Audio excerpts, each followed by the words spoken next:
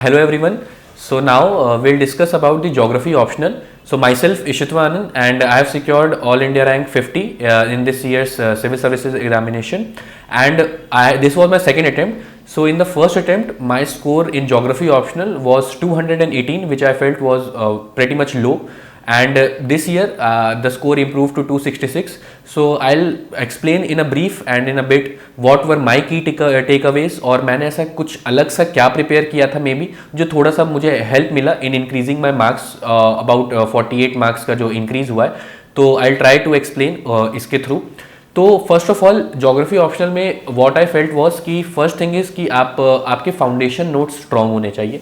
आपने जहाँ से फाउंडेशन की है, it can be from Shabbir sir, जो कि मेरा फाउंडेशन कोर्स था एडुकेमी से, तो he had decently covered the optional, और उनके नोट्स थे.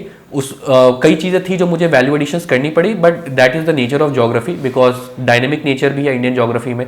पार्ट 2 जो होता है, पेपर 2 होता है आपके ज्योग्राफी का. And second I did from the course I took was 500+ of Himanshu sir. He did the collaboration with Sarathi IAS, तो गाइडेंस आईएएस और सारथी आईएएस का कोलैबोरेशन था लास्ट ईयर. तो मैंने वहाँ से वैल्यू एडिशन के लिए 500+ प्रोग्राम ज्वाइन किया था.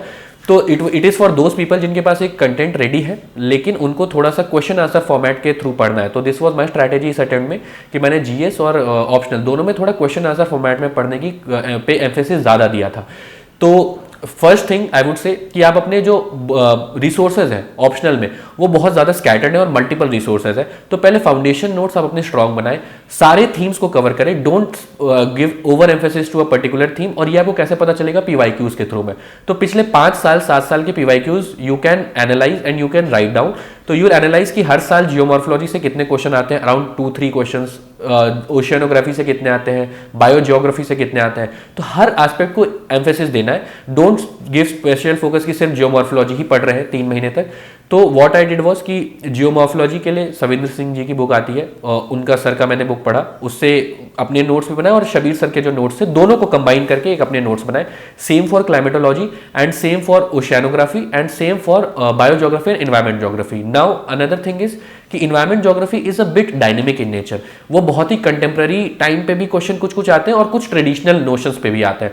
तो आपको दोनों एस्पेक्ट कवर होना चाहिए, because there are some topics like environmental education, environmental policies, ये थोड़ा डायनेमिक टॉपिक्स है. इसके मे भी आपके पास बहुत अच्छे नोट्स अवेलेबल ना हो. तो एक रिसोर्स और जो मैं एडिशनल बता सकता हूँ दैट इज ईपीजी पाठशाला. एक ये वही ऑनलाइन रिसोर्स है, आपको पब्लिक डोमेन में ओपन अवेलेबल है. आप ईपीजी पाठशाला पे जाइए, आपको प्रोफेसर्स के लिखे हुए बहुत अच्छे अच्छे पेपर्स मिल जाएंगे. वहाँ से भी आप कंटेंट जनरेट कर सकते हैं, वहाँ से भी बहुत अच्छे एग्जाम्पल मिल जाएंगे. और एक चीज़ ह्यूमन ज्योग्राफी में हम स्विच कर जाते हैं. ह्यूमन ज्योग्राफी जो है वो डायनेमिक इन नेचर है इन द वे कि उसमें आप रियल लाइफ एग्जांपल्स के थ्रू भी ट्रेडिशनल टॉपिक्स अप्रोच कर सकते हैं. Like there are question that are now being asked, जो कि कैसे कुछ चीज़ें बदल रही है in contemporary times. Like if I can give an example, तो एक सेंट्रल बिजनेस डिस्ट्रिक्ट होता है सीबीडी दैट वी कॉल, और जो सेंट्रल पार्ट होता है like CP of Delhi if we can say, तो वो कैसे ट्रेडिशनल क्या फंक्शन सर्व करता था और आज के वक्त कैसे चेंज हुआ है. तो पहले शायद एडमिनिस्ट्रेटिव था और आज के वक्त हो सकता है वो more of a retail type of business oriented commercialised हो गया. तो ये सब एस्पेक्ट जो है ना आपको रियल लाइफ, इसमें अगेन आप एआई का यूज कर सकते हो. आप कोई भी टॉपिक जब ऐसा पढ़ रहे हो, लेट से आप अगर सब अर्बनाइजेशन पढ़ रहे हैं, आप नेट पे सर्च कर सकते हो कि ऐसे कुछ केस स्टडीज मिल जाए जो कि आज के कंटेम्प्रेरी टाइम्स में दिखाते हो सब अर्बनाइजेशन को. तो ऐसे ऐसे जो कॉन्सेप्ट्स हैं ये आपको एआई के थ्रू में आप हेल्प कर सकते हो. अदरवाइज जो रिसोर्सेज हैं वो माजिद हुसैन सर की जो ह्यूमन ज्योग्राफी की बुक आती है, same for geographical thought RD Dikshit sir की बुक है, वो मैंने फॉलो की थी. और मॉडल्स, थ्योरीज एंड लॉस, ये थोड़ा ट्रेडिशनल टॉपिक है, स्टैटिक टॉपिक है. इसके तो आपके पास अच्छे से डिटेल्ड वे में नोट्स होने ही चाहिए. मतलब ज्योग्राफी ऑप्शनल या किसी भी ऑप्शनल है, वन थिंग इज इंपेरेटिव कि आपके अपने नोट्स तो होने ही चाहिए, because these are very bulky thing और 500 मार्क्स का वैल्यू है. It is a game changer topic. तो आपके पास अगर पहले से मटेरियल नहीं है तो आप सिर्फ इधर उधर से नहीं पढ़ पाओगे. मेरे पास सारे टॉपिक्स के हैंड रिटन नोट्स थे, एटलीस्ट 1 पेज के ही हो, लेकिन जितने बुलेट पॉइंट्स मेंशन्ड है ज्योग्राफी ऑप्शनल के, उसके एटलीस्ट 1-2 पेज के नोट्स आप अपने पास जरूर रखें, सो दैट एक एटलीस्ट फॉर्डर मटेरियल तो आपके पास हो ही हो. और उसके बाद for models, theories and law आप माजिद हुसैन सर की ही बुक आती है, वो भी फॉलो कर सकते हो। बाकी इसके साथ साथ कोचिंग इंस्टीट्यूट जहां भी आपने ज्वाइन किया है फाउंडेशन, वो आपको जो नोट्स प्रोवाइड कर रहे हैं, इसमें भी एक 3 स्टेप प्रोसीजर है, वही कि आप पहले कंसोलिडेट करो अपने नोट्स को, चाहे वो कोचिंग के साथ प्लस बुक्स, दोनों चीजें पढ़े। Don't just focus on coaching notes, क्योंकि फिर आपको हो सकता है इंटरलिंकेजेस मिस हो जाए। व्हाट आई डिड वाज कि पहले कोचिंग वाले पढ़ लिए, साथ ही साथ सर कभी कभी मेंशन कर देते हैं कि पेज 172 पे जाना है, 206 पे जाके पढ़ लो, तो खुद से भी पढ़ो और उसमें से वैल्यू एडिशन करो, सो दैट कई बार कुछ चीजें छूट भी जाती है, वो आप एक्स्ट्रा भी देख सकते हो और आपको थोड़ा कोरिलेशन बेटर मिलेगा, डायग्राम्स अच्छे अच्छे मिल जाते हैं बुक्स में। तो ये आप पेपर 1 के लिए कर सकते हो। Now coming to paper 2, that is Indian geography and it is a bit dynamic in nature. तो आजकल इंडियन ज्योग्राफी में there has been a theme की काफी सारे स्कीम्स के बेसिस पे भी क्वेश्चंस आने लगे हैं। कई सारी चीजें जो करंट अफेयर्स में चल रही है, लाइक लास्ट ईयर फॉक्सनट के ऊपर क्वेश्चन पूछा गया था, फिर नॉटिकल टूरिज्म इंफ्रास्ट्रक्चर पूछा गया था। तो these are not traditional topic जो कि मेंशन्ड है सिलेबस में एज पर से, बट आप जब इको टूरिज्म पढ़ते हो, टूरिज्म पढ़ते हो, तो ये उसी का सब पार्ट हो जाता है। तो इसमें भी वही सारी चीजें हैं कि पीवाईक्यूज ऑप्शनल में बहुत इंपॉर्टेंट है। लाइक पीवाईक्यूज तो should be your guiding light optional में, क्योंकि काफी बल्कि ऑप्शनल्स होते हैं एंड आपको कितने डोमेन में कहां तक पढ़ना है, कैसे पढ़ना है, ये आपको पीवाईक्यूज के थ्रू में पता चल जाएगा। और there is a bit of repetition in optional as well, काफी सारे क्वेश्चन रिपीट भी होते हैं। तो आप प्रेडिक्शंस भी कर सकते हो कि यार पिछले 2-3 सालों में लाइट से एपीकल्चर आ चुका है, हॉर्टिकल्चर आ चुका है, तो maybe there are chances कि पोल्ट्री आ जाए। अगर पोल्ट्री भी आ गया तो हो सकता है एक्वाकल्चर आ जाए। तो कई बार ऐसा होता है कि आपने देखा कि यार इस पूरे ब्लॉक में से सब चीजें पूछी जा चुकी है, यही नहीं पूछा गया, तो आप थोड़ा एक एक्स्ट्रा एम्फेसिस देके पढ़ाई कर सकते हो। तो कई बार ये सब चीजें एक 1% एक्स्ट्रा है, जरूरी नहीं है कि आपके आएंगे ही आएंगे, लेकिन हाँ अगर आप सोच रहे हो तो आप ऑलरेडी थोड़ा सा अहेड हो कि अगर आ गया तो आपके लिए बाउंसर क्वेश्चन नहीं होगा, आप थोड़ा बहुत प्रिपेयर्ड हो गए मेंटली। तो सेम वे सारी चीजों का यही करना है कि क्योंकि एक डीआर खुल्लर सर की बुक आती है, बट उसमें कई सारे फैक्ट्स ये सब थोड़ा सा आउटडेटेड हो गए और पुराने सेंसस के बेसिस पे है, तो हो सकता है कई सारे फैक्ट्स एग्जांपल्स आपको आज के टाइम पे रेलेवेंट ना लगे। तो उसके लिए आपके जो फाउंडेशन नोट्स हैं वो इंपॉर्टेंट है। और मैंने जो 500 प्लस प्रोग्राम किया था हिमांशु सर के साथ, वो उन्होंने टॉपिक वाइज न्यू थीम्स जो भी है वो सारे एंगल से पढ़ा रखा था। लाइक स्मार्ट सिटी के 10 साल लास्ट ईयर पूरे हुए थे, तो स्मार्ट सिटी को एज अर्बनाइजेशन के एंगल से उन्होंने पढ़ाया था और वो एक कंटेम्प्रेरी थीम आ गया। तो आप जो कंटेम्प्रेरी चीजें हैं वो आप किसी भी प्रोग्राम से ज्वाइन कर सकते हो। मुझे 500 प्लस प्रोग्राम काफी बेनिफिट हुआ इस अटेम्प्ट में, बिकॉज नोट्स मेरे पास अवेलेबल थे, लेकिन हो सकता है जो एक कंटेम्प्रेरी एंगल मिस हो रहा था, करंट एंगल मिस हो रहा था, वो मुझे 500 प्लस प्रोग्राम से काफी हेल्प हुआ। मैंने सर का फाउंडेशन तो ज्वाइन नहीं किया था, बट उनके कुछ मटेरियल्स जो मार्केट में अवेलेबल थे उससे बस मैंने कुछ चीजें वैल्यू एडिशंस के लिए यूज की थी, नॉट एंटायर में। जो 1-2 टॉपिक्स थे जो मुझे लग रहा था लाइक पॉपुलेशन ज्योग्राफी में कि थोड़ा सा या सेटलमेंट ज्योग्राफी में कुछ मिसिंग है, तो वो मैंने एक्स्ट्रा सर के नोट से ऐड किया था। बाकी 500 plus programme you can definitely use, because आपको हेल्प मिलेगा, इंक्लूडिंग उसमें टेस्ट सीरीज था। तो आई रोट अराउंड 6-7 टेस्ट मैंने लिखे थे ऑप्शनल के। तो ऑप्शनल के भाई ये सेम वही प्रोसीजर है, पहले कंटेंट पढ़ो, उसके बाद उसमें वैल्यू एडिशंस करो, उसके बाद उसका मल्टीपल रिविजन्स करो एंड देन राइट आंसर्स, और मॉडल आंसर्स जो मिलते हैं उसको पढ़ जाओ। बिकॉज मॉडल आंसर से कुछ ना कुछ भी होगा तो यार 5-6 क्वेश्चंस आपको न्यू जो थीम्स है वो आपको आइडेंटिफाई हो जाती है। ट्रेडिशनल आंसर्स आप जरूर लिख लोगे, कभी भी लिख लोगे, लेकिन जो न्यू थीम्स आती हैं वो कई बार बाउंसर्स हो जाते हैं एग्जामिनेशन प्रेशर में। तो वो आपको अगर थोड़ा सा आइडेंटिफिकेशन हो जाता है तो it is better for you. And ultimately आपने जब टेस्ट इवेलुएट कर लिया है तो यू फाइंड कि आपके कौन से स्ट्रॉन्ग पॉइंट्स हैं, बिकॉज ऑप्शनल में देयर इज अ चॉइस कि आप कौन से ब्लॉक से एक एक्स्ट्रा क्वेश्चन लिखना चाहते हो। तो पहले से माइंडसेट बना के मत जाना कि मैं फिजिकल ज्योग्राफी से ही पहले ज्यादा करूंगा या ह्यूमन ज्योग्राफी से ही, क्योंकि थोड़ा सा लूसिड रहने देना, हो सकता है किसी साल ह्यूमन ज्योग्राफी इजी आ जाए। मैंने फर्स्ट अटेम्प्ट में फिजिकल ज्योग्राफी से 2 क्वेश्चंस किए थे, ह्यूमन से 1 किया था, जो एक्स्ट्रा था वो फिजिकल से था। इस ईयर मैंने ह्यूमन से 1 एक्स्ट्रा किया था rather than physical, because I found कि ह्यूमन वाला थोड़ा ज्यादा कंपैरेटिवली मेरे जोन का है। तो ये ट्रेडिशनल ऑर्थोडॉक्स माइंडसेट लेके नहीं जाना है कि नहीं मैं तो ह्यूमन से ही करूंगा, उसी में मार्क्स आते हैं, ऐसा कुछ नहीं है।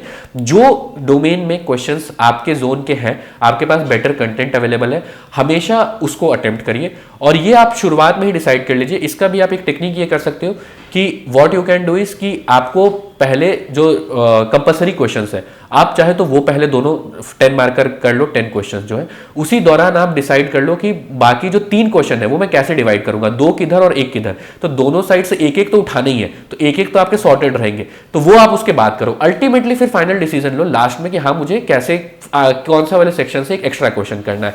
कई बार पहले ही डिसीजन ले लेते हो फ्लो में, तो हो सकता है कि मे बी आप बाद में रिग्रेट करो कि यार मे बी मैं किसी और डोमेन से एक एक्स्ट्रा क्वेश्चन कर लेता या कर लेती। तो ये एक एक्स्ट्रा एडवांटेज रहेगा। नाउ ज्योग्राफी ऑप्शनल में और क्या चीज़ें हेल्प करती हैं जो मुझे इस बार मैंने एक्स्ट्रा किया था। तो फर्स्ट अटेम्प्ट में मेरे साथ ये था कि पेपर 1 और पेपर 2 का जो लिंकेज है वो बहुत बेटर नहीं हो पा रहा था।